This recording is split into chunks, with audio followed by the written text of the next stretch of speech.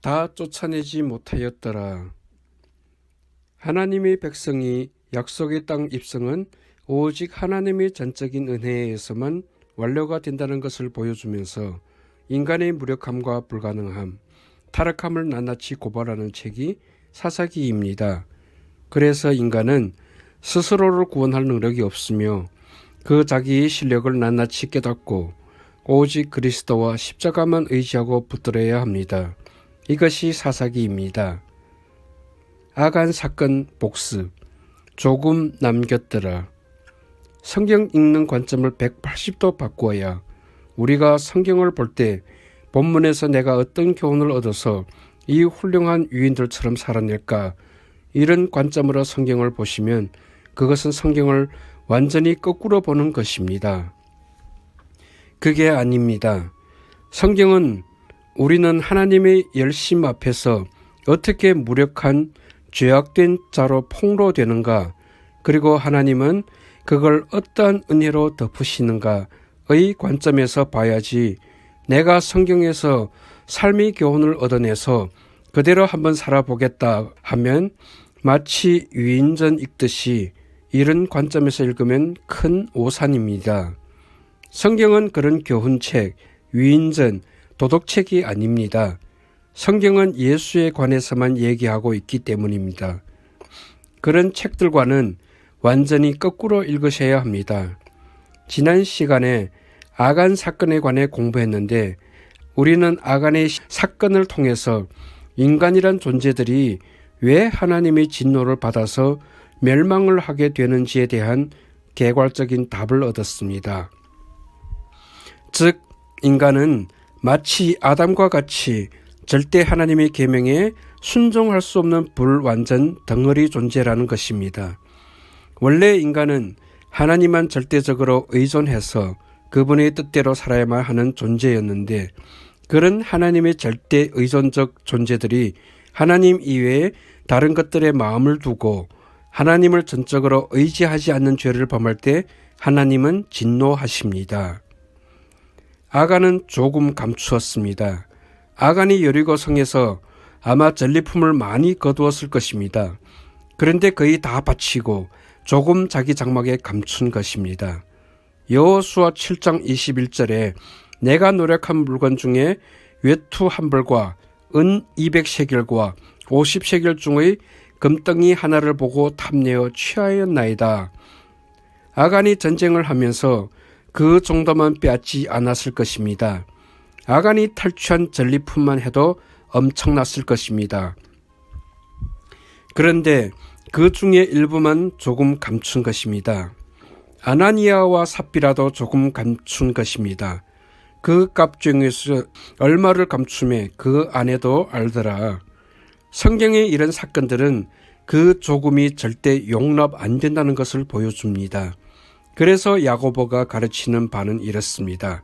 누구든지 온 율법을 지키다가 그 하나에 그치면 모두 범한 자가 되나니, 이것은 마치 법정에 선 도둑놈이 나는 다른 법은 다 지켰는데 도둑질만 어겼습니다 라고 말하는 것과 같습니다. 그래도 그는 그 도둑질 때문에 유죄인 것입니다.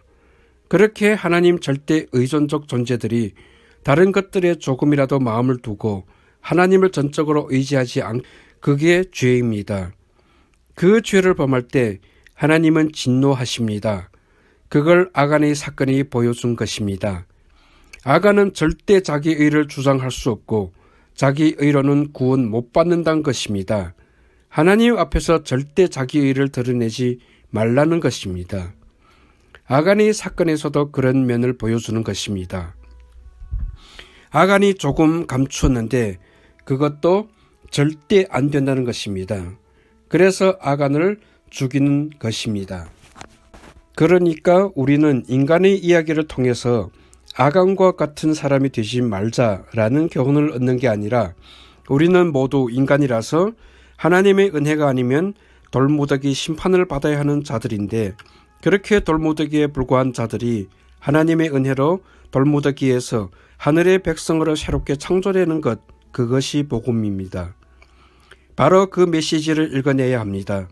여호수아서 7장, 아간의 사건에서 아간처럼 요만큼이라도 감추면 안 돼, 정직하게 살아야지가 아닙니다.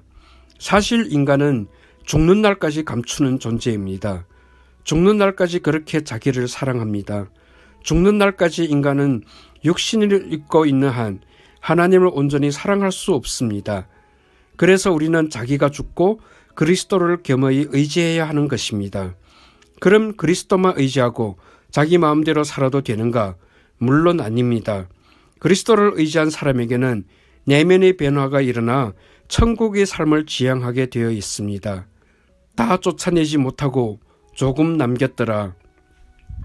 사사기에는 가나안 거민이 이스라엘 민족 아래서 사역하였더라라는 구절과 그 거민을 다 쫓아내지 못하였더라는 구절이 사사기에 반복되어 나옵니다.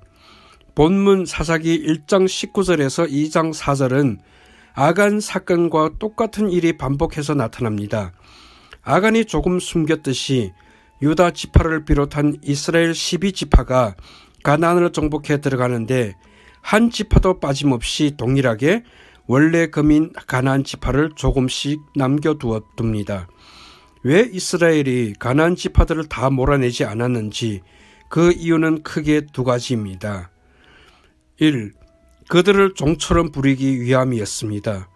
이스라엘이 강성한 후에야 가나안 사람에게 사역을 시켰고 다 쫓아내지 아니하였더라. 2. 그들의 문명, 특히 철병거가 탐이 났었기 때문이었습니다. 아간이 탐이 나서 전리품을 다 드리지 못하고 얼마를 숨긴 것과 같이 나머지 이스라엘도 너무 탐나는 게 많으니까 다 쫓아내지 못한 것입니다. 울면서도 못 쫓아냈습니다.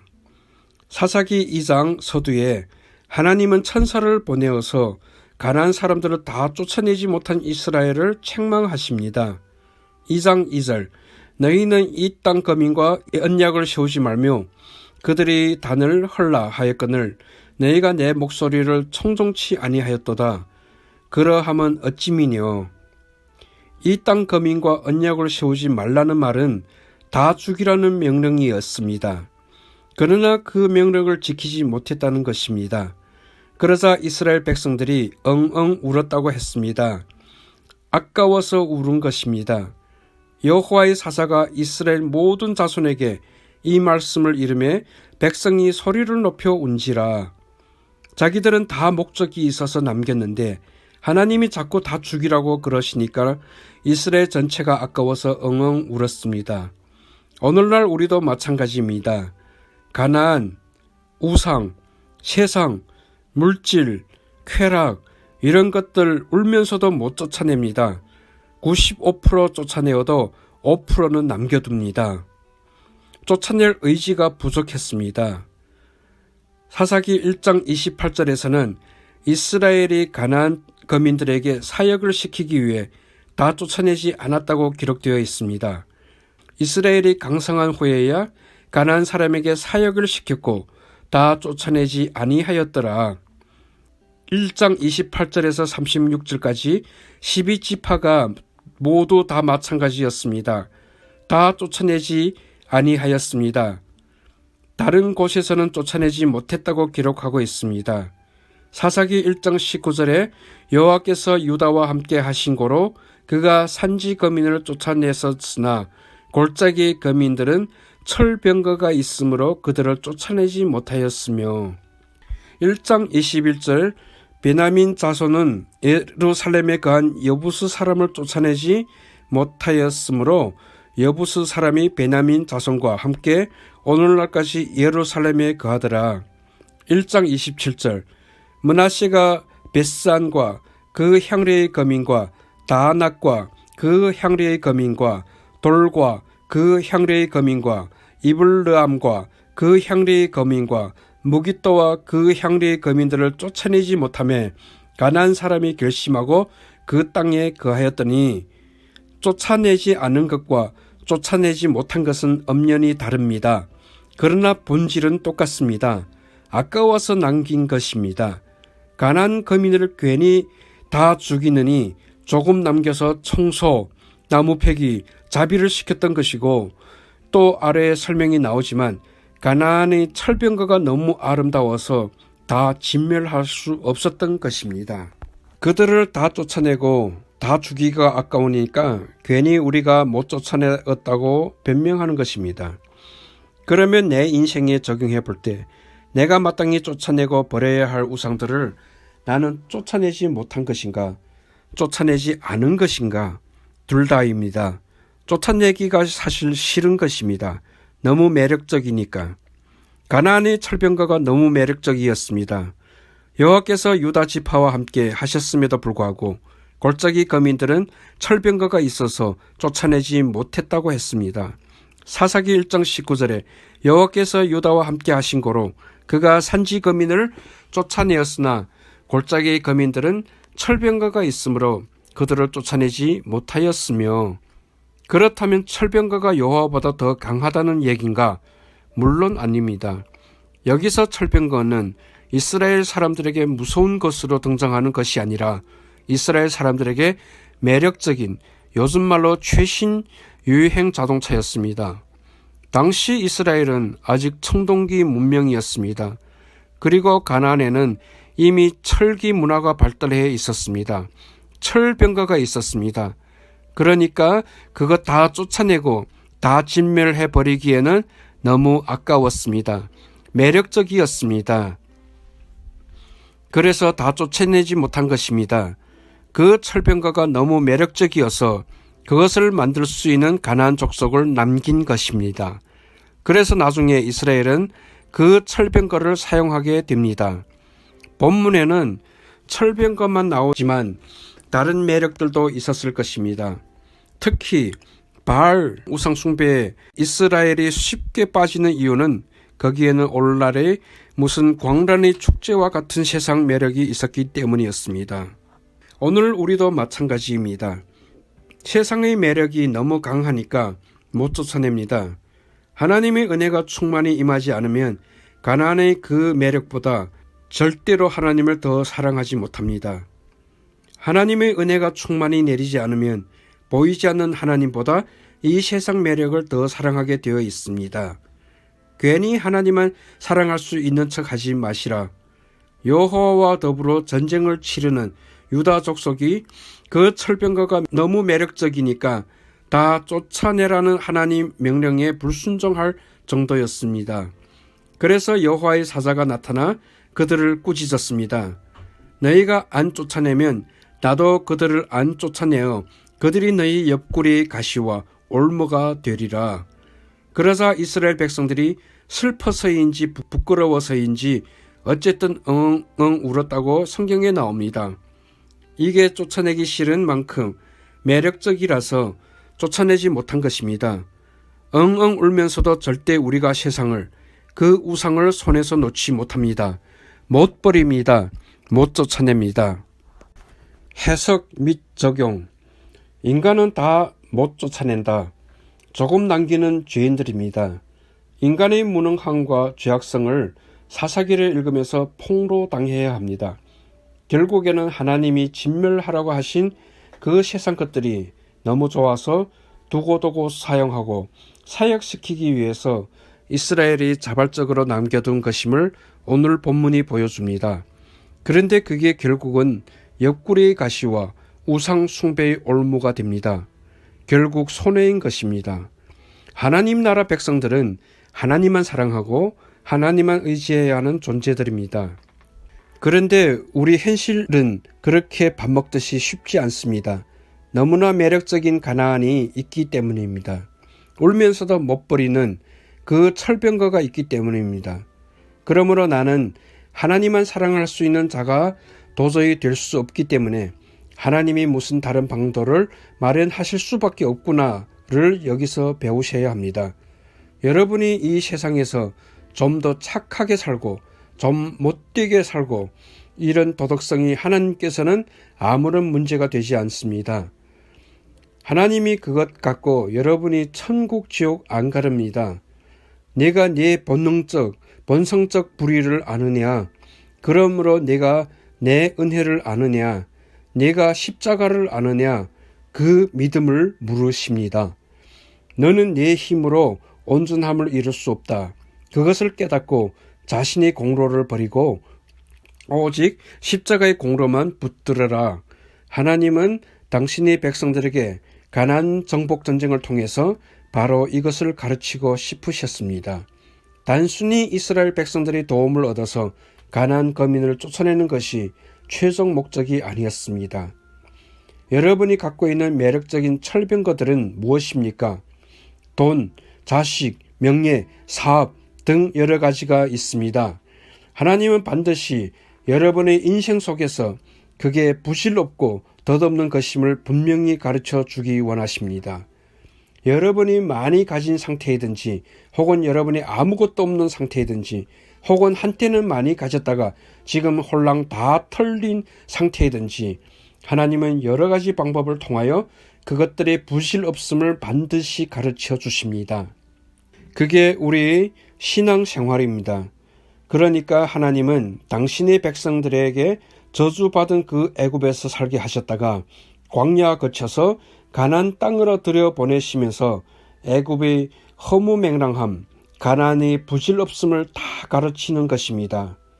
노아 홍수 후에 함과 그 후에는 노아에게 저주를 받았습니다. 애굽 땅은 함의 땅이고 가나안 땅도 함과 그 자손의 땅이었습니다. 애굽과 가나안은 노아 때부터 저주를 받았다는 것입니다. 그 애굽과 가나안 땅이 아무리 물질적, 세상적으로 번성하더라도 그것은 부실없이 저주받은 땅이라는 것입니다. 하나님이 그 교훈을 가르쳐 주시는 것입니다. 사람들이 만들어 놓은 문명, 세상의 힘이 얼마나 부질없는 것임을 하나님은 이스라엘을 애굽 땅에 보내어 또한 가나안 땅에 보내어 계속 가르치시는 것입니다. 이게 오늘날 우리 인생입니다. 세상은 함의 나라 애굽인 것이고 또한 가나안 땅인 것입니다. 세상은 하나님의 나라가 아닙니다. 세상의 부질없음을 깨달으라고, 그걸 깨닫고 거기서 빠져나오라고 하십니다. 아버지는 계속적으로 자기 백성들에게 말씀하십니다. 애굽에서 나와라, 바벨론에서 나와라, 가나안 족속을 쫓아내라, 즉 세상에서 구별되라고 하십니다. 그들과 구별되어지는 것, 곧 거룩입니다. 그렇게 함과 가나안의 후예들이 세운 두 땅, 애굽과 가나안을 철저하게 경험하게 하심으로써 그들이 어떻게 하나님 앞에서 질이 멸렬하게 되는 것을 경험하게 해 주심으로써 하나님의 백성들은 왜 그 저주받은 세상 나라의 원리들을 따라 살면 안 되는지를 교훈하시기 위해 가나안 정복 전쟁을 허락하신 것입니다. 그러면 그걸 배우려면 이스라엘의 가나안 정복 전쟁 동안에 어떤 모습을 들켜야 하는 걸까요? 가나안이 너무 좋아야 합니다. 그러니까 괜히 나는 이 땅이 별로 안 좋아요. 돈도 별로, 자식도 별로 안 좋아요. 그렇게 변장, 외식하지 마시라는 것입니다. 사사기 전체가 이들이 얼마나 가나안을 못 배우려는지를 반복하고 반복해서 폭로하고 있습니다. 그래서 자신에 대해 절망하고 은혜를 붙드십시오. 자, 그렇게 그런 세상 나라의 원리를 따라 살면 안 되는 것, 그것을 교훈하시기 위해서 가나안 정복 전쟁을 우리에게 허락하셨는데 이 세상의 매력은 너무나 치명적으로 강해서 인간의 힘으로는 도저히 이겨낼 수가 없다는 것을 낱낱이 깨닫게 된다는 것입니다. 거기에 예수의 십자가가 절실히 필요하게 되는 것입니다. 그래서 이스라엘은 오직 그리스도의 십자가가 아니면 구원 못 받는다는 사실을 철저히 깨닫게 된다는 것입니다. 절대 가나안의 매력에 사로잡혀서 그 포로된 자신에 대해서 너무너무 절망하고 완전히 항복하게 된 상태에서 그래서 사사기도 사사로 통해 예표된 그리스도와 십자가 이야기를 보여주는 구원의 책입니다. 내가 다 잘 해버리면 바리새인이 되는 것입니다. 지금 나 잘 믿고 있잖아. 이거 안 됩니다. 이거 외식입니다. 셈의 후예 이스라엘이 저주받은 함의 후예들과 조금도 다름이 없다는 것입니다. 어떤 면에서 오히려 더 악독합니다. 이 사람들은 가나안 세상 문화도 좋아하고 거기에다 천국과 하나님까지 일석이조, 일거양득 둘 다 가시려고 합니다. 세상 사람들 갖는 걸 다 갖고서 거기에다 천국과 하나님까지 덤으로 더 가시려고 합니다. 그런 의미에서 신자는 세상 불신자보다 더 도둑놈이라는 것입니다. 그런데 그들에게 십자가가 덮여집니다. 이게 바로 이 땅에서 약속의 땅 정복 전쟁을 치르게 되는 성도의 인생입니다. 그러니까 성도는 이 세상에서 세상 사람들과 특별히 다른 대단한 삶을 살아내는 사람들이 아니라 똑같이 불가능한 존재임에도 불구하고 하나님의 은혜가 덮여져 있을 때 그 은혜가 덮입혀지지 않은 사람들과 어떻게 다른지 보여주는 것입니다. 그러니까 성도는 이 세상에서 세상 사람들과 특별히 다른 대단한 삶을 살아내는 사람들이 아니라 똑같이 불가능한 존재임에도 불구하고 하나님의 은혜가 덧입혀질 때 그 은혜가 덧입혀지지 않은 사람들과 어떻게 다른지 보여주는 것입니다. 그래서 이걸 고난이라고 그럽니다. 왜 오늘날의 교회가 이걸 이해하지 못하는지 모르겠습니다. 세상을 너무 좋아해서 그런가요? 그래서 고난을 무조건 폄하하는 것인가요? 고난이 없으면 하나님의 자녀가 아닌 것입니다. 하나님의 능력과 영광을 드러내는 삶을 사는 것이 성도이지 자신이 뛰어남과 별다름을 보이면서 나를 증명하는 것은 성도의 삶이 아닙니다. 신앙생활을 나를 증명하는 것이 아니라 내 성공, 내 탁월함을 드러내는 것이 아니라 내 삶 속에서 하나님이 드러나시는 것입니다. 따라서 우리는 이러한 가나안 정복 전쟁의 면면을 들여다보면서 하나님께서 우리의 마음속에서 하나님 이외의 것들을 다 쫓아내시고 우리 사랑을 독차지하기 위해서 당신께서 준비하신 그 십자가의 위대함을 배워야 하고 그러한 하나님의 열심 앞에 조금씩 우리는 항복해 들어가게 됩니다.